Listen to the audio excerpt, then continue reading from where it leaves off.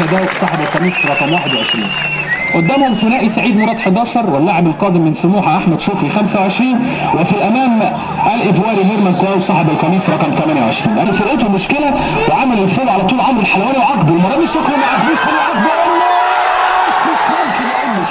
الاستلام كان مميز لكن مش ناوي على حاجه، وكل الموال ده وكل الفيلم ده اللي بدا حسان. ولعب الكوره لبره مره ثانيه جوه 18 اتاخر فيها، رجع ثاني محمد ماجد قمش ورجع ثالث رجع رابع، غير اتجاهاته كتير محمد ماجد قمش، كان ممكن يلعب بشكل افضل من كده. ادي الوان تو مميزه جدا حماده طلبه والعرضيه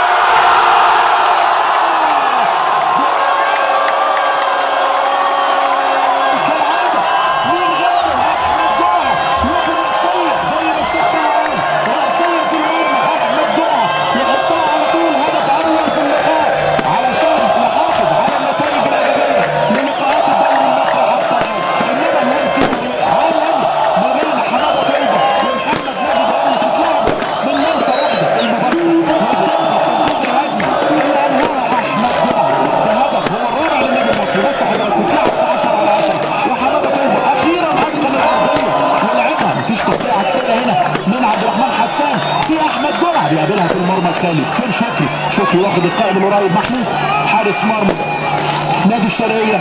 هدف اول عن طريق احمد جمعه البديل الناجح. هنفتح القوس يا احمد وهنضيف نادي الشرقيه او هنبدا بنادي الشرقيه لاحمد جمعه. 8 اهداف الموسم الماضي بداها بتروجيت في الاسبوع الاول، النهارده بيبدا بالاسبوع الثالث مع نادي الشرقيه. عشان النادي المصري يبقى في الثلاث لقاءات قدر انه يسجل، نادي الشرقيه سجل في اللقاءين اللي فاتوا. هل يدخل بقى في اللقاء؟ هل يرجع مره ثانيه؟ حماده طلبه على الارض، موسى داوود،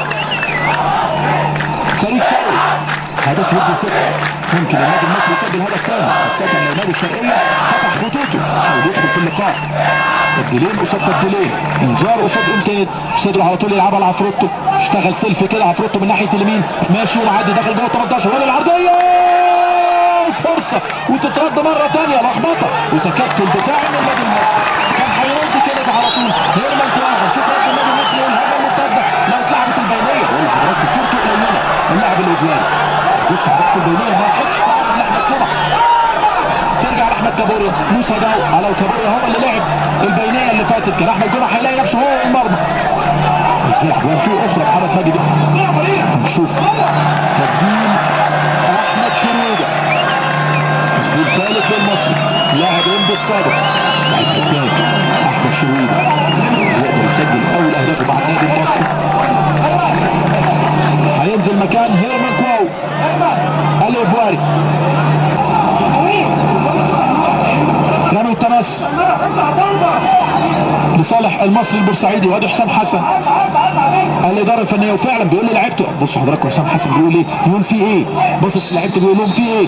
وبالفعل في هذه الاثناء بيطلق حكم اللقاء محمود البنا صافره النهايه بفوز النادي المصري بهدف وحيد في الدقيقه 69 عن طريق اللاعب احمد جمعه. اعزائي مشاهدي استاد مصر وقناه اون سبورت، شكرا لحسن المتابعه، تحياتي مؤمن حسن، وننتقل للاستوديو مع الكابتن سيف زاهر وضيوفه الكرام.